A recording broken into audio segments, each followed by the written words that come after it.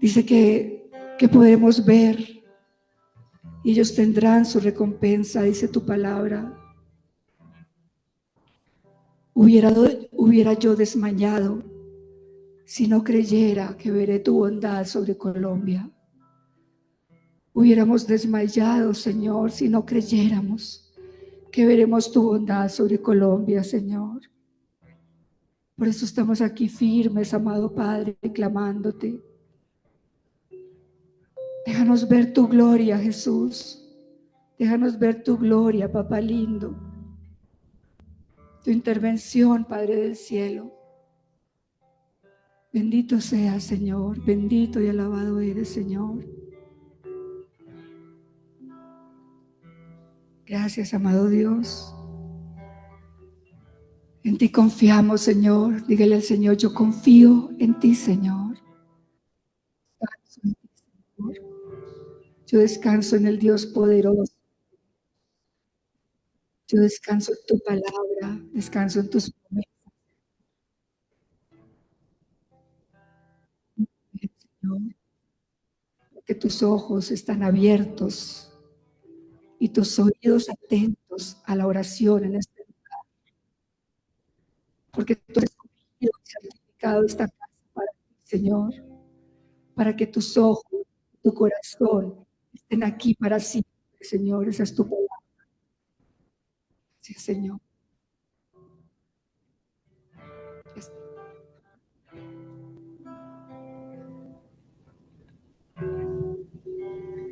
Gracias, Señor. Hoy venimos a ti. Venimos a ti necesitados. Pedirte misericordia. Misericordia, Señor. Gracias. Porque tú eres efectivamente el que coloca y pone reyes. Y en tus manos está nuestra nación. Y lo que tú quieres de ella, Señor. Bendito seas. Gracias. Gracias porque tú tienes el control. Y tú tienes la soberanía sobre cada uno de los movimientos que este país está dando. Tienes el control del gobierno, del presidente, de sus ministros, del Congreso. Tienes el control de este pueblo.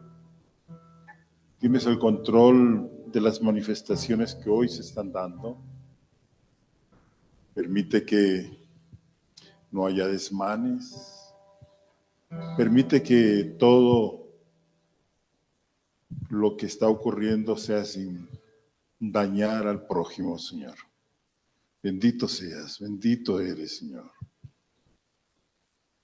Gracias, porque tú eres nuestro Dios, Dios grande, Dios poderoso. Bendito seas, Señor.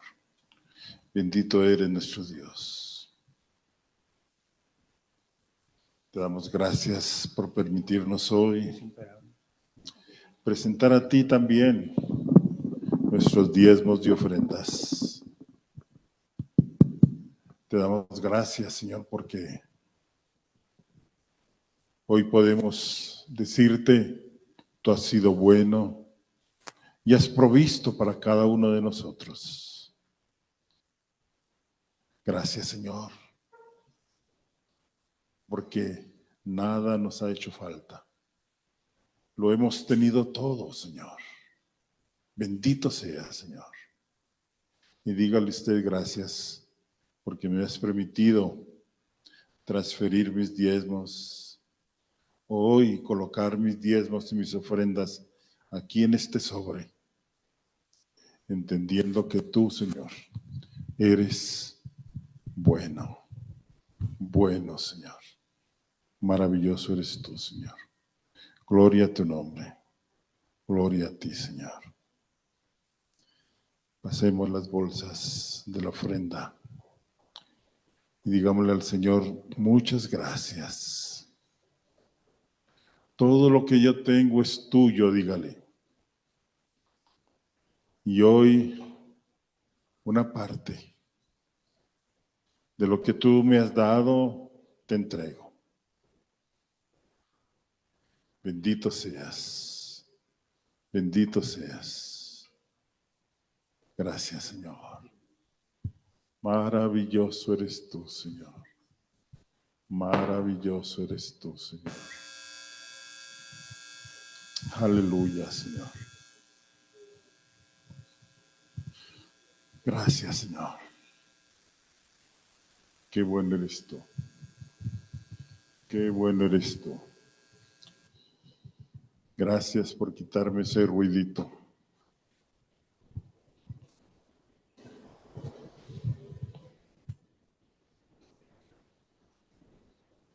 Dentro de 8 días, ¿qué tenemos?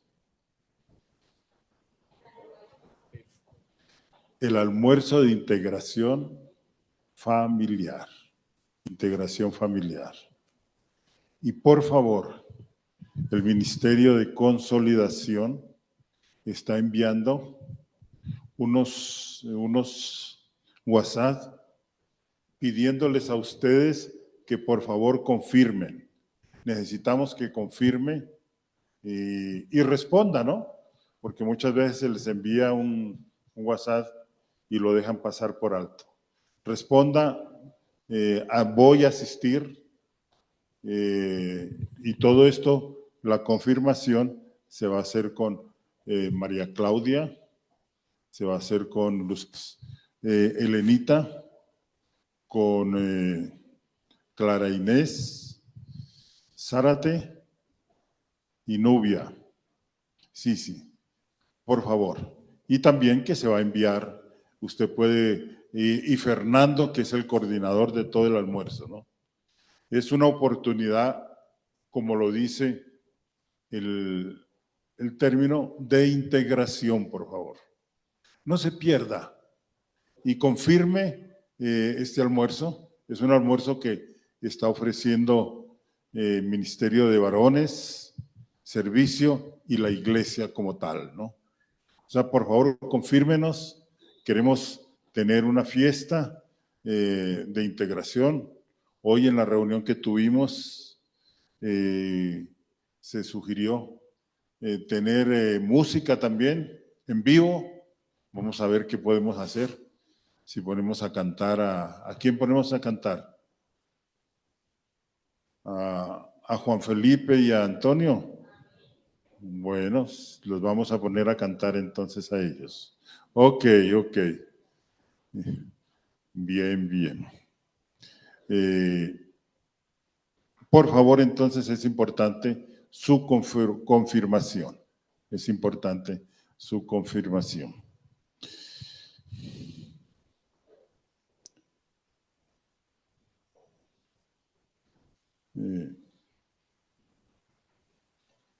Venga, Oliver, por favor. Oh, no, tranquilo.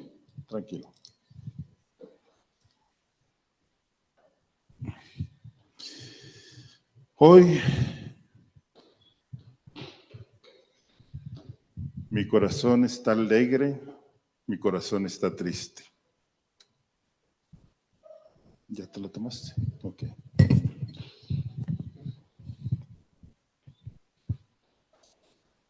Y quiero leerles un mensaje que recibí.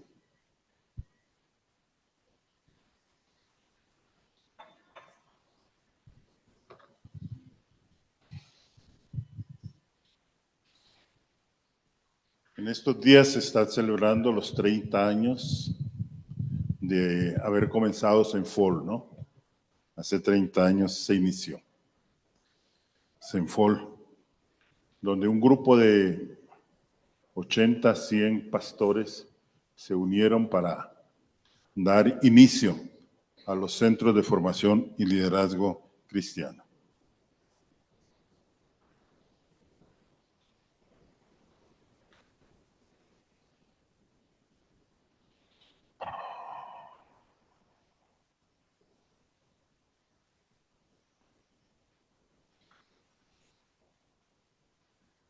un guerrero ha sido llamado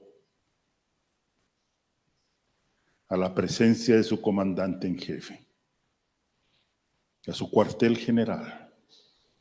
Ese es el galardón de la gracia divina.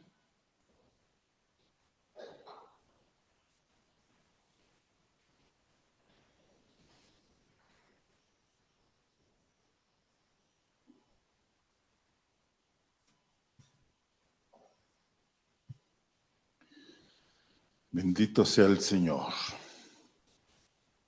Dios tiene su tiempo. Y Dios tiene para cada uno su momento.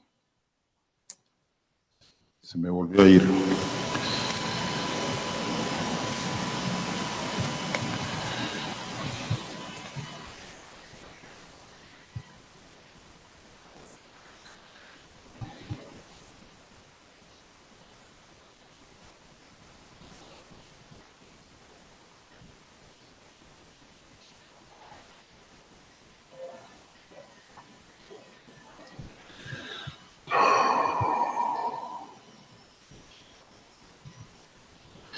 El Ministerio de Senfol Colombia en este día hace llegar al Ministerio de Centro de Liderazgo Misionero de Chile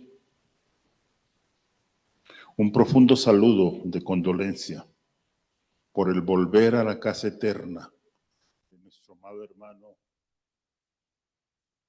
siervo y líder Holger García.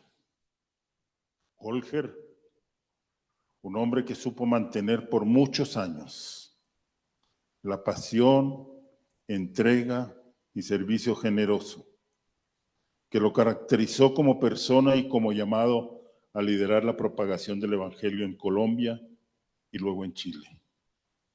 Desde allí hasta lo último de la tierra. Firme en sus convicciones, celoso para con Dios en su entrega y lo más importante, fiel al Señor y a la Iglesia durante toda su ejemplar nueva vida en Cristo. Siempre será un referente para todos quienes le conocieron, pero mucho más para todo el ministerio de Colombia y de Chile. Para Magali, su esposa, sus hijos Pamela, Daniel, Israel y sus familias, nuestro saludo solidario de consuelo por esta separación temporal de un esposo y padre. Son ustedes muy bendecidos de haber tenido a Holger a su lado por tantos años, con todas esas calidades personales que Dios le concedió. Nuestra oración de agradecimiento a Dios, porque hoy sabemos que ha sido llamado y se ha unido a unos miles y millones que han tenido ya el privilegio de ver a Dios cara a cara. Conociéndole hasta donde pudimos conocerle, podemos imaginar la profunda alegría y esa adoración sincera de un corazón eternamente agradecido de haber sido redimido, que estará brindándole a Dios y a su amado Hijo Jesucristo en compañía de su mejor amigo, como lo es el Espíritu Santo. Nos volveremos a encontrar cuando a cada uno de nosotros nos llegue el momento de volver a casa. Fue una bendición poder haber podido ir en noviembre para estar con él. Sabíamos que su estado era de cuidado y pudimos compartir varios días con él. Fue un hombre que, estudiando en la Universidad Nacional, se le compartió y él vino en aquel momento a la iglesia. En aquel momento nos denominábamos Alfa y Omega. Alfa y Omega, un movimiento de Dios que compartía en las universidades. Y él recibió al Señor en el año 73. Y luego en el año 75 se graduó como ingeniero mecánico y comenzó. Se entregó al Señor de tiempo completo, dejó a un lado su carrera y se capacitó y Dios le dio la bendición de ir a Cúcuta a abrir el ministerio. Él era cucuteño. Y Dios lo utilizó para sembrar su palabra en ese lugar. Y posteriormente, en el año 84, él fue llamado con su esposa, Magali, ella es chilena, a que abrieran el ministerio allá en Chile. Dios lo utilizó grandemente. El ministerio hoy en día al que fue enviado, él abrió trabajo en 25 ciudades de Chile y había 57 o hay 57 pastores que se levantaron fruto de este trabajo. Hoy Dios lo ha llamado a su presencia a nuestro querido hermano Olger.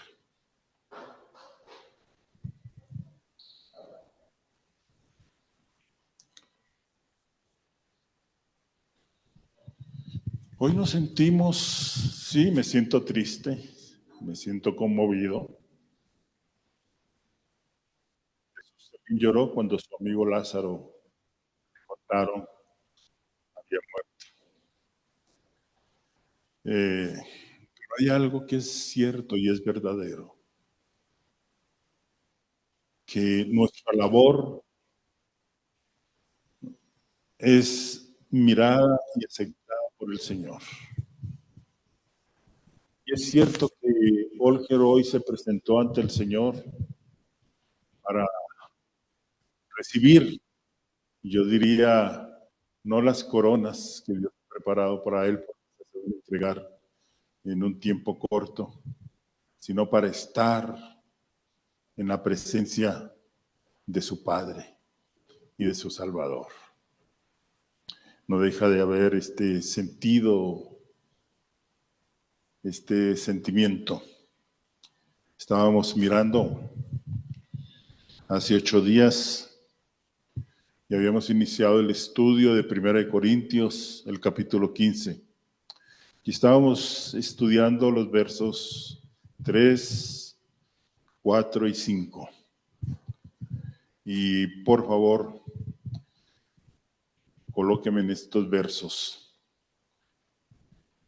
que nos resumen el ministerio que Pablo ejerció y lo que él hizo. Él lo manifiesta y dice que lo que él recibió es lo mismo que ahora está dando. Y ese ministerio tiene que ver con que Cristo murió, Cristo fue sepultado y Cristo resucitó, de acuerdo a las Escrituras. El hecho de que Cristo hubiera venido fue sencillamente cumpliendo los propósitos eternos de Dios. Cuando el hombre cae allá en el Edén, inmediatamente el Padre, el Hijo y el Espíritu Santo deciden que la gloria de su creación, que era el hombre, no puede quedar caído y no puede quedar condenado, que es necesario entonces rescatarlo. Pero la única manera en que podía ser rescatado era que uno de ellos viniera a esta tierra y asumiera lo que era necesario cumplir y lo que era necesario hacer, que asumiera el pecado del hombre para llevarlo y ser juzgado. Y es lo que hemos visto, cómo Jesús entonces, en aquel consejo de gobierno universal, Jesús dice, yo voy. Y yo voy y nazco en la tierra. Yo voy y me encarno. Yo voy y crezco como hombre y acepto las limitaciones como hombre. Yo voy y si es necesario como era necesario, voy a la cruz, llevando el pecado de todos los hombres. Hace 8 días veíamos este pasaje. ¿Qué pasó? Que no funcionó la 1 Corintios 15, 3, 4 y 5. Ok. Dice, porque primeramente os he enseñado que asimismo recibí que Cristo murió por nuestros pecados. Y esto lo veíamos hace 8 días y examinábamos un poco lo que fue el sacrificio de Cristo Jesús, nuestro Salvador. Y a mí personalmente me impresionaba, volviendo a revisar y volviendo a mirar cómo es que Jesús muere en la cruz. Ahora, nunca hablamos de los sufrimientos físicos de Jesús para hacernos sentir lástima. No, en ninguna manera. Como si Él necesitara compasión. Y mejor nos guardamos esa compasión, ¿no? Para aquellos que rechazan la obra completa de Jesús, ¿no? Ahora, en algún punto, antes que Él muriera, antes que el velo mismo se partiera en dos, antes que Él mismo dijera, consumado es, tuvo lugar esa transacción espiritual. ¿Sí recuerdan que les hablaba? ¿Cómo? Aquella carga misma de pecado de cada uno de nosotros. Y cada uno de nosotros, ¿qué fue lo que hizo? El Padre miró que Jesús tomó esa carga de pecado y sencillamente la colocó sobre Jesús. Esa carga misma fue colocada sobre Jesús y sobre nosotros fue quitada porque alguien, Jesús, iba a llevar esos nuestros pecados a la cruz para pagar por ellos. Sencillamente era el acto de ser juzgado por el pecado en nuestro lugar. Y eso fue lo que Jesús realmente temía acerca de la cruz. Esa fue la copa de la justa ira de Dios, que Él tembló ahí en el Getsemaní para tomarla y que le dijo al Padre, si es posible, pasa de mí esta copa. Si es posible, redime a la humanidad de otra manera. Pero el Padre le dijo, no hay otra manera, debes ir a la cruz. Y Jesús le respondió, no se haga mi voluntad, sino la tuya. Y lo que está escrito, que se cumpla. Y miren, sobre la cruz, Jesús se convirtió como si fuera el enemigo de Dios, porque el hombre había depositado en Jesús todos sus pecados.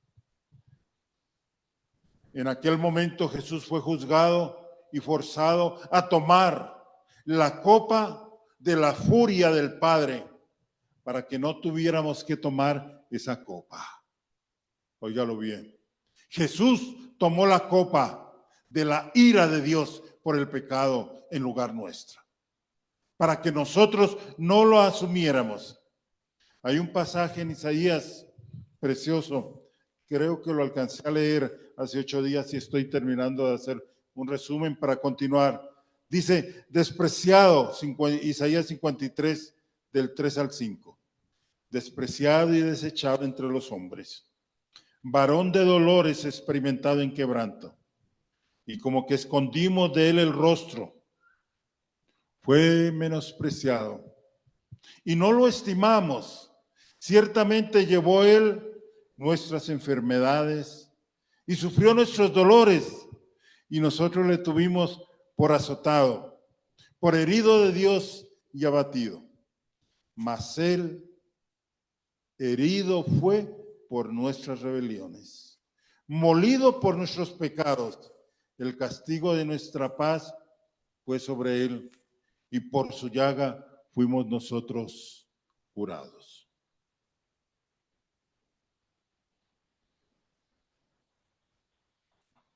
Clark, un comentarista bíblico, él escribió: una gota de esta copa de Jesús llevaría a vuestra alma a una ruina sin fin, y estas agonías aniquilarían el universo.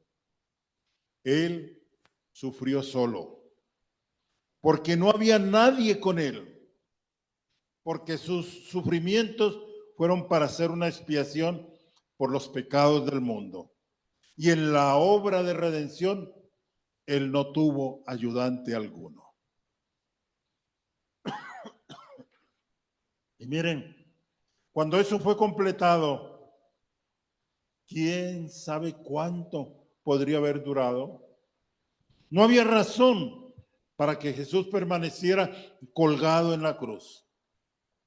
Su obra fue hecha y él podía ahora continuar. Pero hay algo tan importante, volvamos a 1 Corintios 15, que no podemos olvidarlo, ¿no? Y debemos tenerlo presente siempre, porque primeramente os he enseñado lo que asimismo recibí, que Cristo murió. ¿Murió por qué? Repítamelo, por favor. Ahora diga: Cristo murió por mis pecados. Vuélvalo a repetir. Los únicos responsables de la muerte de Jesús en la cruz fueron nuestros pecados. Fueron nuestros pecados. Por ello Jesús fue a la cruz. Por usted, por mí. Él no murió por una causa política. Él no murió como un enemigo del Estado. Él no murió por la envidia de alguien. Jesús murió por nuestros pecados. Jesús murió por mis pecados. Jesús no murió como un simple mártir por una causa. Él murió por nuestros pecados. Y miren lo que continúa diciendo entonces el pasaje de 1 Corintios 15. ¿Y que fue qué? Importante. Que fue sepultado. Nosotros a menudo no pensamos en la sepultura de Jesús como parte del Evangelio, pero lo es. La sepultura de Jesús es importante por muchas razones. Es una prueba positiva, óigalo bien, de que Él realmente murió. Sí, ya que uno no entierra a alguien a menos que en realidad esté muerto. Y la muerte de Jesús fue confirmada en la cruz antes que él fuera bajado para ser sepultado. En Juan el capítulo 19, verso 31 al 37, ahí se presenta cómo Jesús es bajado de la cruz, envuelto en unos lienzos y luego ser llevado para que él muriera, para que en su muerte que había ocurrido unos momentos antes fuera entonces tomado su cuerpo y fuera sepultado. Es una prueba, recuerden, lo positiva de que él realmente murió. Ténganlo presente. Y la sepultura de Jesús también es importante porque él cumplió las escrituras. Todo estaba determinado, todo estaba profetizado. Y miren lo que dice en este caso Isaías 53, el verso 9. Isaías 53, verso 9. Y se dispuso con los impíos su sepultura. ¿En qué momento?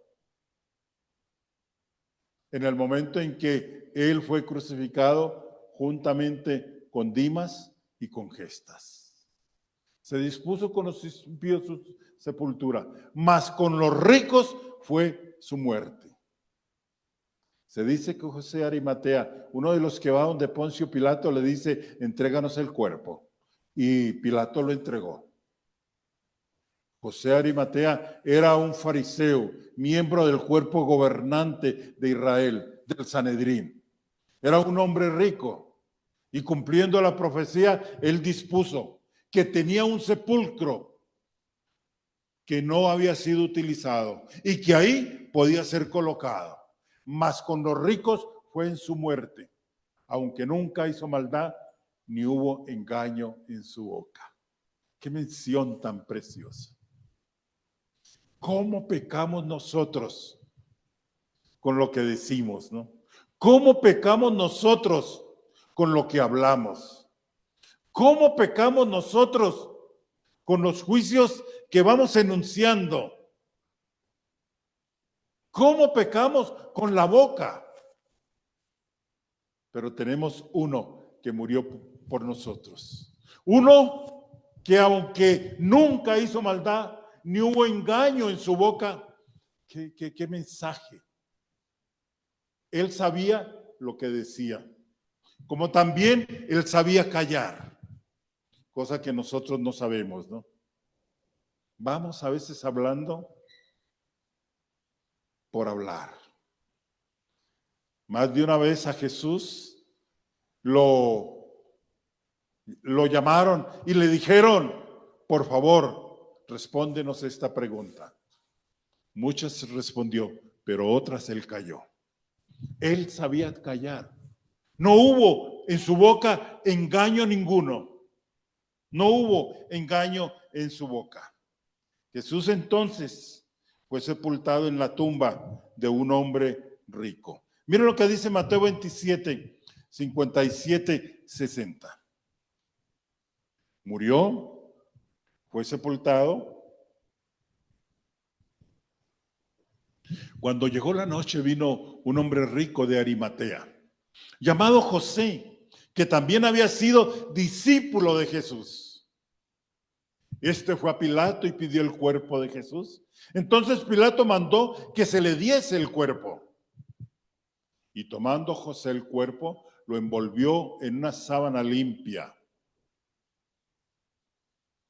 y lo puso en su sepulcro nuevo, que había labrado en la peña, y después de hacer rodar una gran piedra a la entrada del sepulcro, se fue.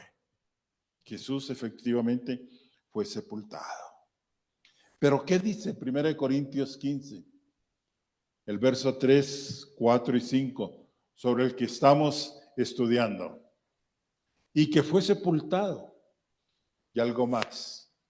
Y que resucitó al tercer día. Y que resucitó al tercer día, conforme a las Escrituras. El plan de Dios tenía que cumplirse. Y lo que Dios dice, se cumple. Aunque a veces podemos pensar que se está tardando demasiado, pero no, Dios tiene un tiempo. Yo no he dejado de pensar que mi querido amigo y hermano y discípulo también lo fue en los 70, de Olger, debía haber podido estar más tiempo. Pero esta mañana he pensado que este era el momento en que él tenía que partir. Nadie y ninguno de nosotros se va a morir la víspera. Nos vamos a morir y vamos a partir en el momento en que Dios lo ha determinado. Y Dios determinó que Jesús fuera a la cruz, que fuera en la cruz herido, que muriera y que fuera sepultado. Pero algo maravilloso, que Él iba a resucitar porque Él lo había dicho desde la eternidad. Y miren, esta verdad es esencial para el Evangelio.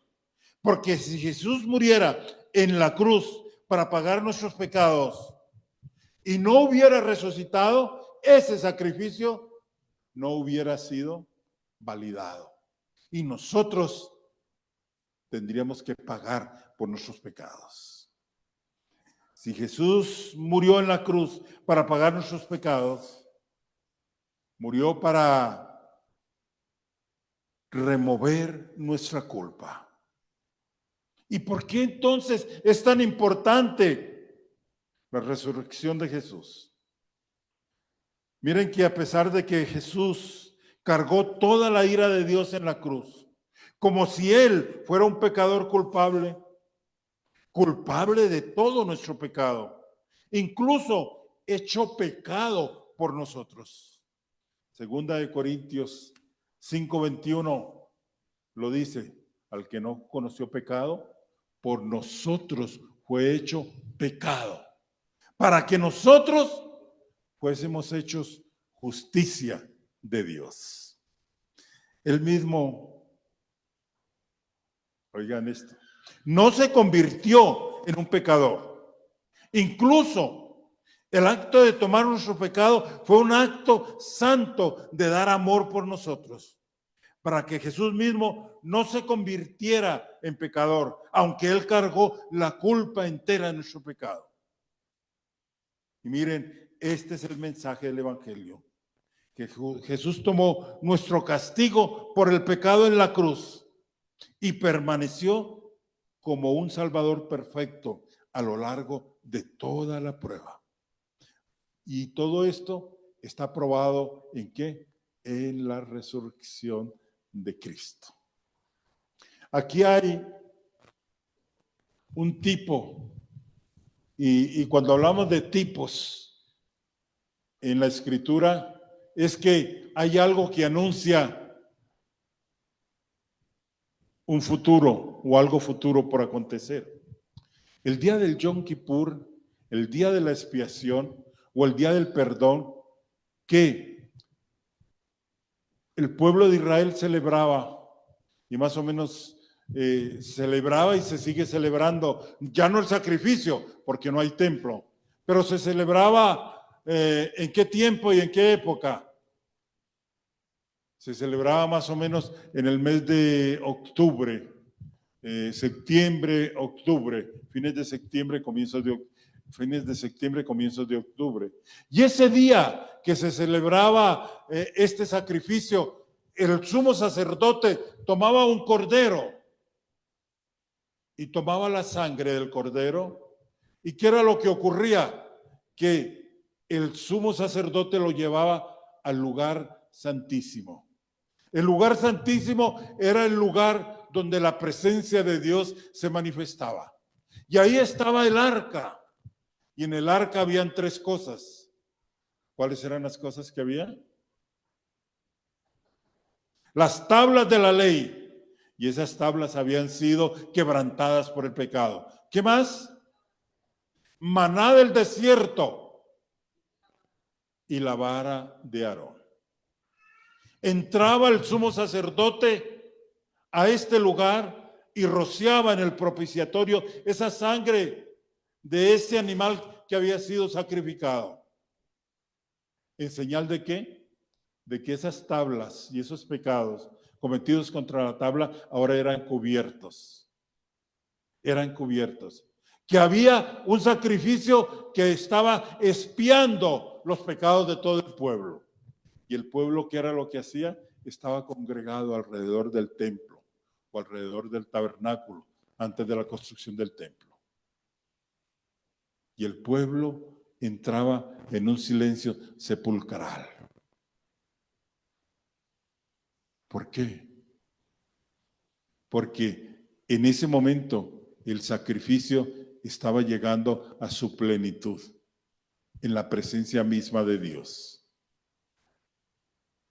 Y cuando ya terminaba el sumo sacerdote de rociar la sangre sobre el propiciatorio, entonces el sumo sacerdote salía.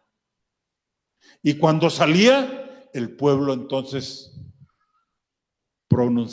comenzaba con gritos y alabanzas a adorar a Dios, porque el pecado había sido perdonado. Había sido expiado. Dios había recibido este sacrificio. Pero, ¿qué ocurrió algunas veces? Que algunas veces Dios no aceptó ese sacrificio. ¿Y saben qué ocurría con el sumo sacerdote? Moría. Y él había entrado con una cuerda atada a sus tobillos. Y como el sumo sacerdote no aparecía para decirle al pueblo, nuestros pecados han sido expiados, el pueblo comenzaba entonces a llorar y a gemir, porque presentían que su pecado no había sido expiado. Y después de esperar un tiempo prudencial, sencillamente alguno de los sacerdotes confirmaba que efectivamente el sumo sacerdote había muerto y comenzaban con las cuerdas con que había sido atado a ser jalado para ser sacado de la misma presencia de Dios, del Santo Santorum, del lugar santísimo. ¿Y el pueblo qué? El pueblo comenzaba a llorar y a lamentarse y a dolerse porque sus pecados no habían sido expiados. Eso era lo que ocurría en el día de la expiación, el día del perdón, el día del Yom Kippur. ¿Qué ocurría cuando el sumo sacerdote salía? Había habido expiación por el pecado. Si Cristo no hubiera resucitado, todavía estaríamos en nuestros pecados. Pero como Cristo salió después de ofrecer el sacrificio, ¿qué es lo que ha sucedido? Que nuestros pecados han sido perdonados. Y el sacrificio que Jesucristo realizó en la cruz ha sido aceptado por el Padre. Eso fue lo que sucedió.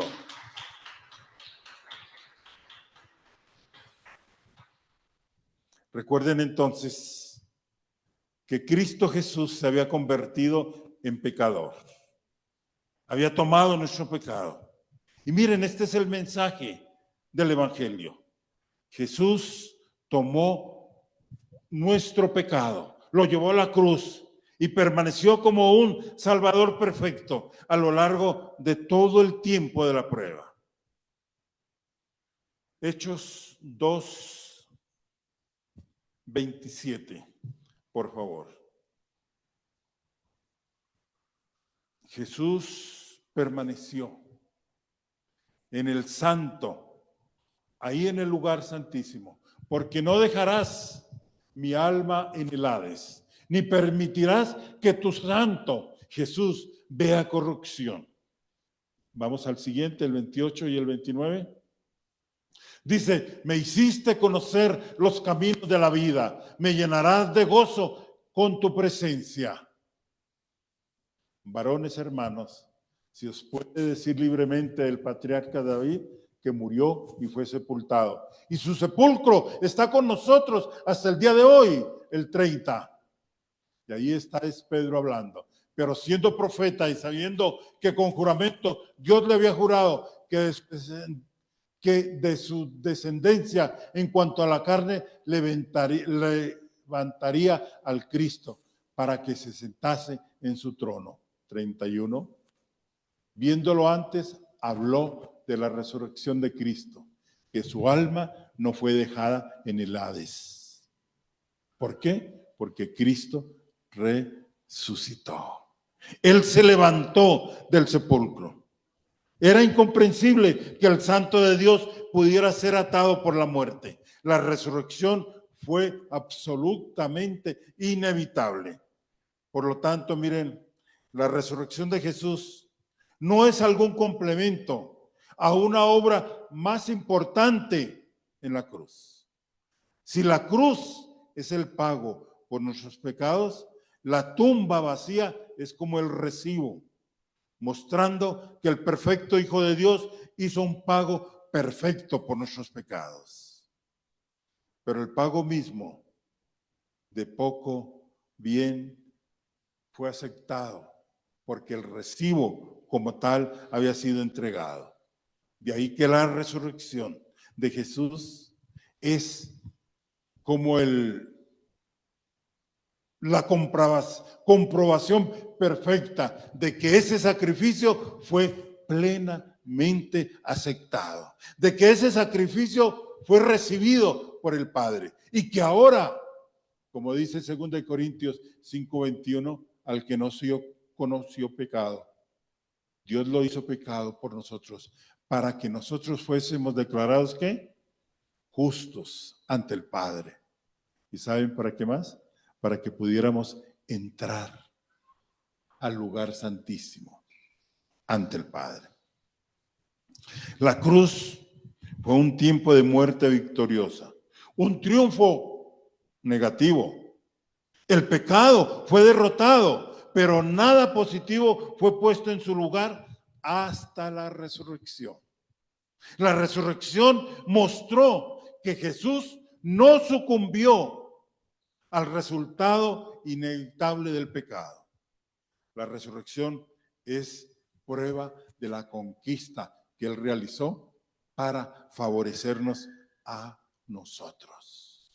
Él resucitó para comprobar que ahora nosotros no tenemos que pagar por el pecado. ¿Y resucitó cuándo? Al tercer día. Eso también estaba profetizado. Resucitó al tercer día. Y el hecho de que Jesús resucitó al tercer día es parte del Evangelio. Jesús fue un caso único. Él no lo hizo ni resucitará en alguna resurrección general de los muertos. ¿Saben qué dice Apocalipsis? Cristo Jesús es el testigo fiel y es que el primogénito de los muertos. ¿Sabe por qué? Porque Él resucitó y nunca más volvió a morir. Pero ustedes me dicen, Lázaro también resucitó. Sí, pero Lázaro también volvió a morir. Volvió a morir. Por eso, el único, óigalo bien, el único que murió y resucitó, y por eso es primogénito entre los muertos, es Jesús. Es Jesús. Aleluya. Él resucitó al tercer día después de su muerte. Y esto también demuestra la credibilidad de Jesús. Miren lo que Mateo 16:21 nos dice. ¿Por qué? Porque el mismo Jesús había profetizado que moriría y al tercer día iba a resucitar. Desde entonces Jesús comenzó a declarar a sus discípulos que le era necesario ir a Jerusalén y padecer mucho de los ancianos, de los principales sacerdotes y de los escribas, y ser muerto y resucitar al tercer día. Él lo había dicho. Ok, ¿qué más puedo contarles acerca de esto? O sea que, miren, otro comentarista, Mare, dice, de acuerdo con la estimación judía, 3 días incluirían la parte del mediodía del viernes, todo el sábado y la mañana del domingo. O sea que resucitó efectivamente como había sido profetizado al tercer día, conforme a las escrituras. Ahora, ¿por qué esta idea es tan importante? Pablo lo repite 2 veces, que él tenía que morir conforme a las escrituras, pero que tenía que ser sepultado y resucitar conforme a las escrituras. ¿Saben por qué? Porque las escrituras quieren remarcar, y Pablo también lo quiere hacer, de que es un hecho cumplido desde la eternidad y ahora en el tiempo. En el año 30 se está cumpliendo, o 27, la muerte de Jesús y la resurrección. Sí, así tenía que cumplirse. La obra de Jesús por nosotros no solo llegó de la nada, fue planeada, recuérdenlo, desde la eternidad y descrita proféticamente en las Escrituras. Vamos concluyendo.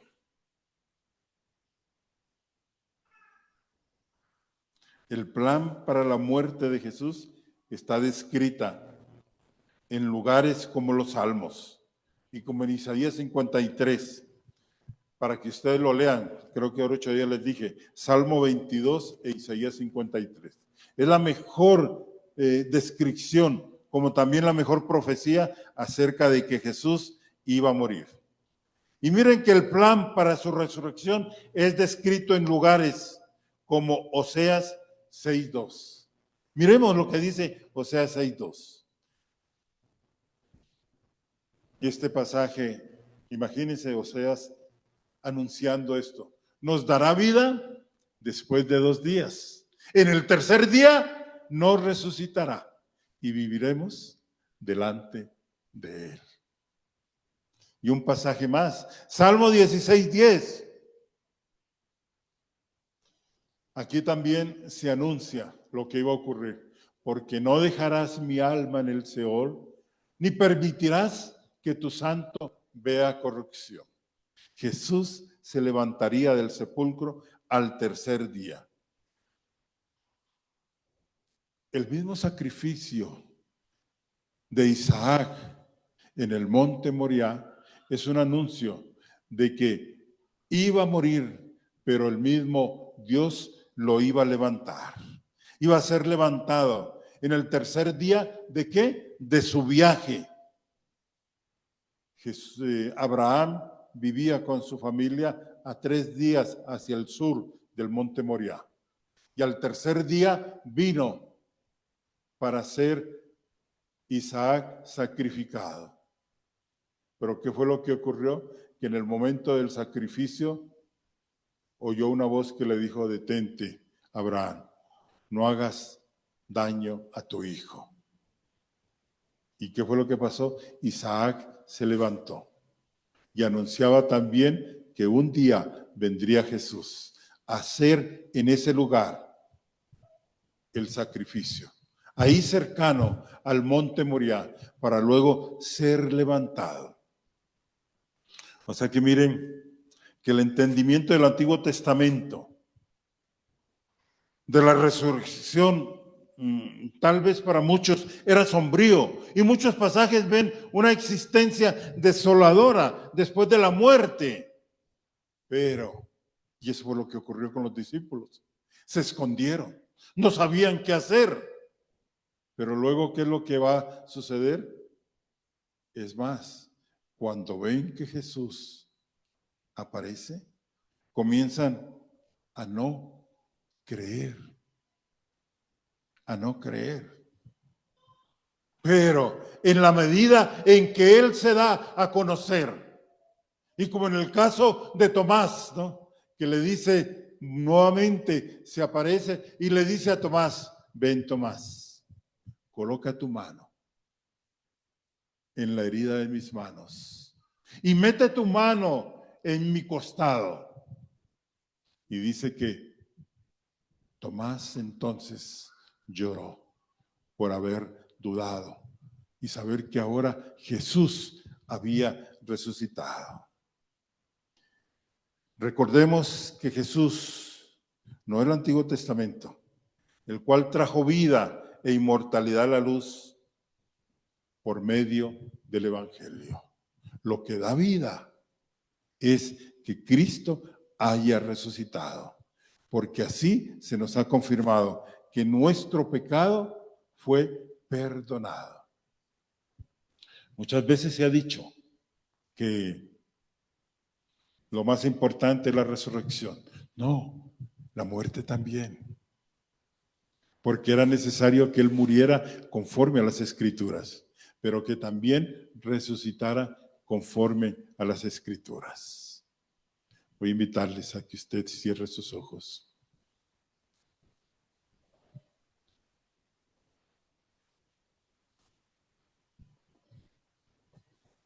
Y le diga: gracias, porque tú llevaste mi carga de pecado.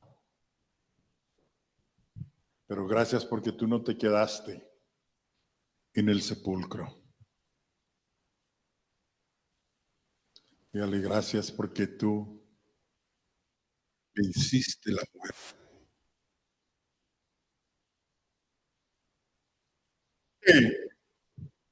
Te levantaste al tercer día. Aleluya.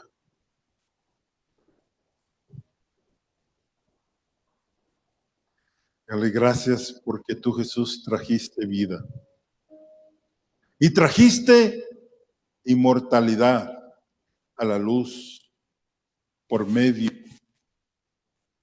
de tu muerte y resurrección.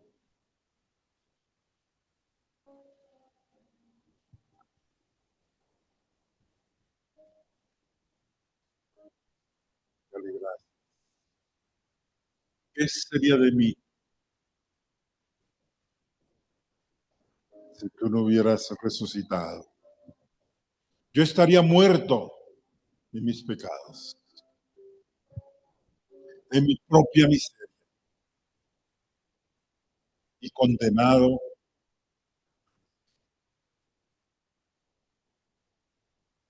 Dale gracias porque tú te levantas para dar vida. Gracias.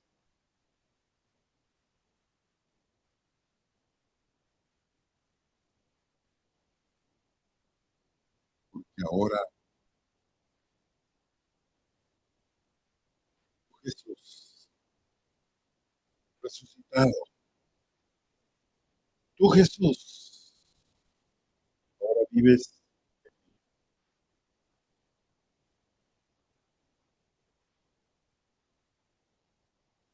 y gracias.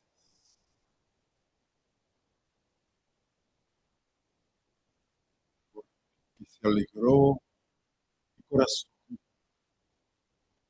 se gozó mi alma,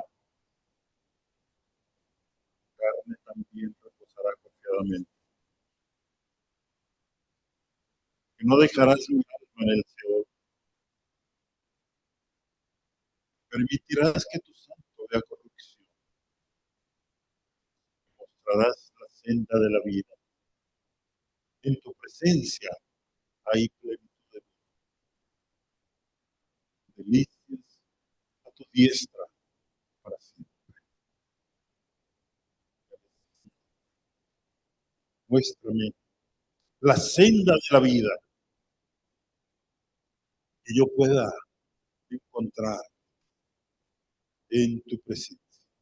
Porque ahí tendré plenitud de gozo y tendré delicias a tu diestra para siempre. Dale gracias.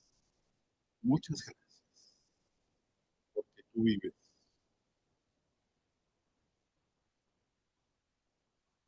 y no volverás a morir porque eres el primogénito.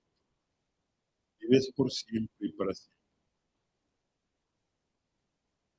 Gracias porque tú me has guiado según tu consejo.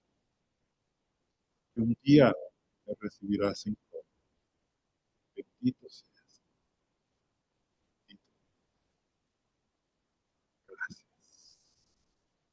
Muchas gracias.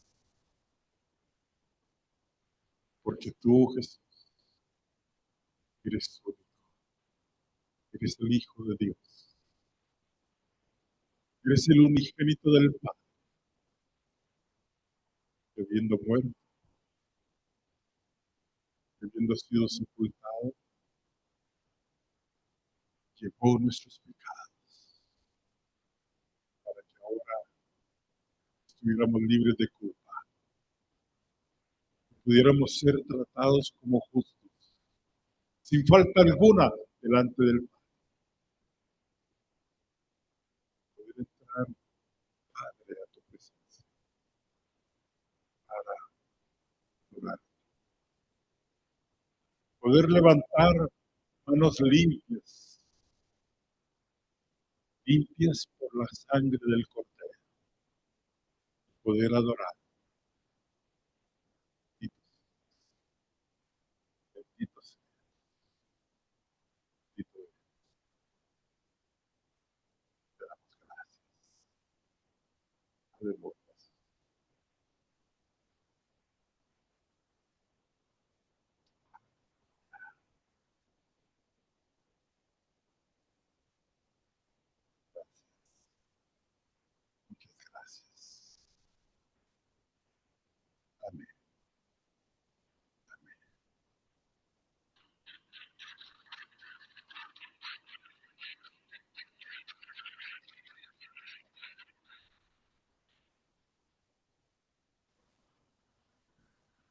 Dígale a la persona que tiene a su lado, Él resucitó.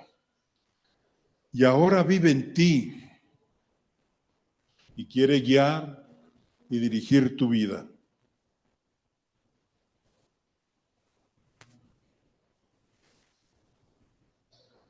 Bendito sea el Señor. Dios les bendiga.